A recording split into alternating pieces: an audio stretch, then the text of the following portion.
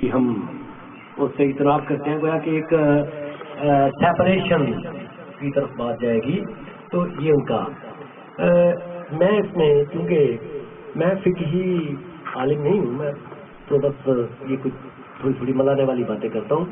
تو یہ فقہی دوست ہمارے بیٹھے ہوئے ہیں، تو میں پہلے فقہی نقطہ نظر جاننا چاہوں گا کہ اہل کتاب کے ساتھ کھانا پینا اس کی اسلامی فقہی جو ہے معاملہ، یعنی خالص اکیڈیمکل، یعنی کہ وہ کیا ہے، اور اس کے بعد ایسا ہوتا ہے لیکن اس کی وجوہات شاید مت بینا، وہ کچھ اور بھی ہو سکتی ہیں. مذہبی وجوہات جاننے کے بارے میں، کیونکہ ہمارے سامنے جیت لوگ بیٹھے ہوئے ہیں، تو میں حافظ عمار ناصر صاحب قبلہ سے یہ گزارش کروں گا کہ اہل کتاب کے ساتھ کھانے پینے کی فقہی جو ہے، یہ ایک سمجھیے کہ اہل سنت سارے کی نمائندگی کر رہے ہیں فقہی بات سے، اور یہ مولانا اس ضمن میں جو شیعہ نقطہ نظر ہے وہ بھی تھوڑا سا بیان کریں گے. تو ہو سکتا ہے کہ ایک ہی ہو، تو پلیز.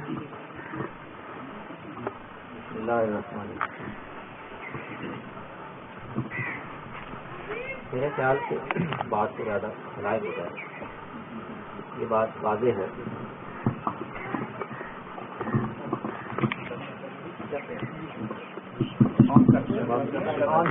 آواز آ رہی آن کر لینا نہیں ہے، دوسرا آن کرنا. بات کو زیادہ پھیلائے بغیر اگر حضرت حرمن نے جو بڑی جامع گفتگو کی، ڈائلاگ کیوں ہونا چاہیے، اس کی مختلف شکلیں کیا ہیں، اس کو وہ گفتگو تھی، اس کو ہم اگر فوکس کر لیں عملی صورتحال کے لحاظ سے، تو شاید ہمارے پاکستان کے تناظر میں بات کرتے ہیں.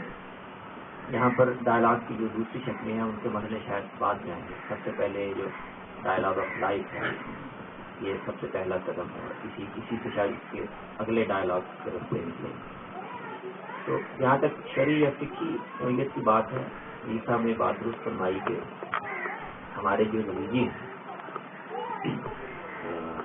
نتیجوں کے ساتھ یا دوسری اقلیتوں کے ساتھ، بلکہ بعض اوقات خود مسلمانوں میں جو آپس میں مختلف قدم ہیں ان کے حوالے سے، ان کی اساسات بیسیکلی مذہب میں نہیں ہوتی، وہ انسان کی نفسیات میں اور اس کے رویوں میں جو خرابی یونیورسل ہے، وہ کہیں بھی کسی شکل میں ضرور کر سکتی ہے. اس کی بنیاد اس میں یہ ایک سماجی مسئلہ ہے، ہمارے سماجی رویے ٹھیک نہیں ہیں، اور ہم اس کے لیے مذہب سے رہنمائی مانگتے بھی نہیں، پوچھتے بھی نہیں، اور اگر بتائی جائے تو وہ ہم لیتے بھی نہیں.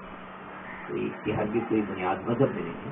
قرآن مجید اس میں بالکل واضح ہے. قرآن مجید نے اس کو سورہ مائدہ میں بالکل موضوع بنا کر بات کی ہے.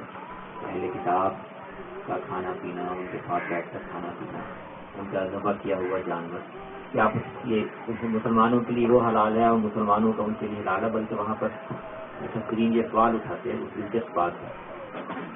ایک بار اللہ نے یہ کہی ہے کہ اہل کتاب کا کھانا تمہارے لیے حلال ہے، اور ساتھ یہ کہ تمہارا کھانا ان کے لیے حلال ہے. اس سوال یہ پیدا ہوتا ہے کہ قرآن ان کو کیوں ہدایت دے رہا ہے؟ قرآن کا مخاطب کہ مسلمان ہے کہ تمہارے لیے ان کا کھانا حلال ہے، تمہارا بھی ان کے لیے حلال ہے، یہ کہنے کا کیا مطلب ہے؟ نہیں تو اس کا کوئی ظاہر کچھ سمجھ بھی نہیں آتی.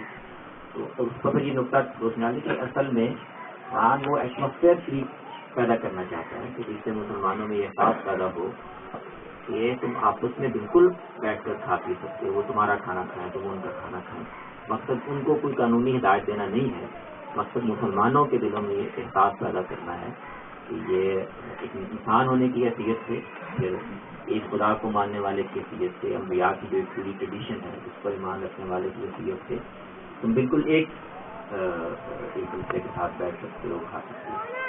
تو ایک تو یہ بات ہے. لیکن جو اہم بات ہے وہ یہ ہے کہ بہرحال ہم یہ کہہ کر اس جو صورتحال کا ہمیں سامنا ہے، آپ اس سے بڑی ذمہ نہیں ہو سکتے. یہ میں آپس سے یہ بات کر رہا ہوں کہ اسلام میں اس کی بنیاد نہیں ہے، اس لیے ٹھیک ہے.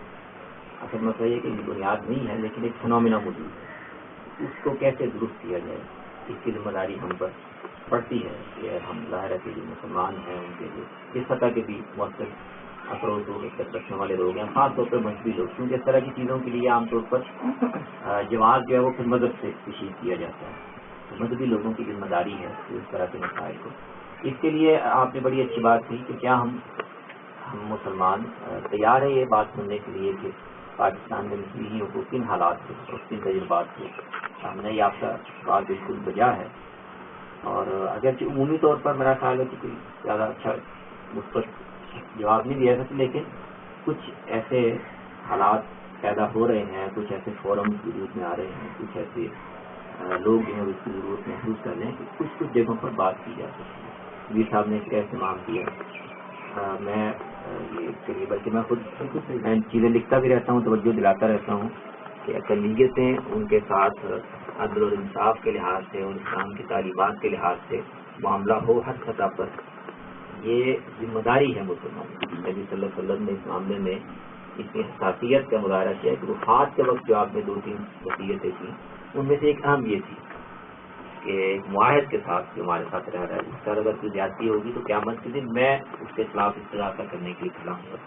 ہمیں اس کا احساس کرنا ہوگا. میں اس کے لیے آپ تشریف لائے ہیں یہاں جو لوگ موجود ہیں، آپ نے یہاں اس فورم پہ بات کی ہے، میں اپنے فورم کو پیش کرتا ہوں. شریعہ اکیڈمی کے فورم سے ہمارے ساتھ اس کے اساتذہ موجود ہیں، وہاں پر مختلف انٹلیکچوئل ڈائلاگ ہوتے رہتے ہیں. ان موضوعات پر ہم مل کر ارینج کر سکتے ہیں کہ ہم اس طرح کی کچھ چیزیں، کچھ نشستیں ابتدا میں محدود ہوں لیکن اس پر کھل کر بات ہو، مسائل سامنے آئیں، ڈسکشن ہوں، اور پھر بہرحال میں اس پہ اس کو پھر بعد میں پروپیگیٹ کیا جائے. اس سے ماحول کھلے گا، بہتر ہوگا. پہلے مرحلے پر لوگوں کی ذہن سازی کرنی پڑتی ہے، ان کے سامنے وہ چیزیں لانی پڑتی ہیں. اس کے جو نظائر ہیں، جو اس کی پریسیڈنٹ ہیں وہ سامنے لانے پڑیں گے، جو اس کی بنیادیں ہیں اسلام میں وہ واضح کرنی پڑیں گی. اس کے بعد پھر کچھ عملی نوعیت کے اقدامات بھی کیے جا سکتے ہیں. تو میرے خیال میں اہم نقطہ ہے اور ہمیں اس کو عملاً آگے بڑھانا چاہیے. میں اس کے لیے کھلے دل سے شریعہ اکیڈمی ہم بہت شکر گزار ہیں کہ حافظ عمار ناصر صاحب نے اپنی شریعہ اکیڈمی کو اسی قسم کی ڈائلاگ کے لیے، میزبانی کے لیے پیش کیا ہے. ان کا بہت شکریہ. تو یہ اب میں مولانا قبلہ عظمت حسین صاحب سے گزارش کروں گا کہ وہ فقہی نقطہ نگاہ سے یہ بیان فرمائیں کہ جو اسلامی نقطہ نگاہ بیان کیا ہے حافظ عمار ناصر صاحب نے کرسچن یعنی اہل کتاب کے کھانے پینے کے معاملے میں، تو ان میں مولانا قبلہ کیا فرمائیں؟ اعوذ باللہ من الشیطان الرجیم، بسم اللہ الرحمن الرحیم. ہمارے یہاں فقہ میں بڑا واضح سا اور بڑا روشن اس کا جواب موجود ہے، اور ہمارے ہاں یہ زیادہ کوئی پیچیدہ مسئلہ نہیں ہے اہل کتاب کے ساتھ، چونکہ اس کا حل بھی بڑا آسان ہے اور ان کے ساتھ زندگی گزارنا بھی بڑا آسان ہے، اس لیے کہ ہمارے لوگ آزاد نہیں ہوتے. یہ ایک فقیہ اور ایک مجتہد کے پابند ہوتے ہیں کہ جب بھی کوئی انسان بالغ ہو جاتا ہے تو یا تو وہ خود مجتہد بنے، اگر وہ مجتہد نہیں بنتا تو اسے کسی مجتہد کی احکام میں، عبادات اور معاملات میں تقلید کرنا ہوتی ہے. لہذا جو مجتہد کیا دیتا ہے اسی کا ہاتھ میں فیصلہ ہوتا ہے اور اس کے فتوے اور اس کی رائے پہ اس نے زندگی گزارنی ہوتی ہے. لہذا اس وقت جتنے بھی تقریباً مشہور ہمارے فقہا ہیں ان کا فتویٰ یہ ہے کہ اہل کتاب کے ساتھ کھانا اور پینا جائز ہے اور کوئی نجس نہیں ہے. ان کے ساتھ آپ زندگی بھی گزار سکتے ہیں، ان کے ساتھ کھا پی بھی سکتے ہیں. یہ بات تو فقہی اعتبار سے میں نے گزارش کر دی.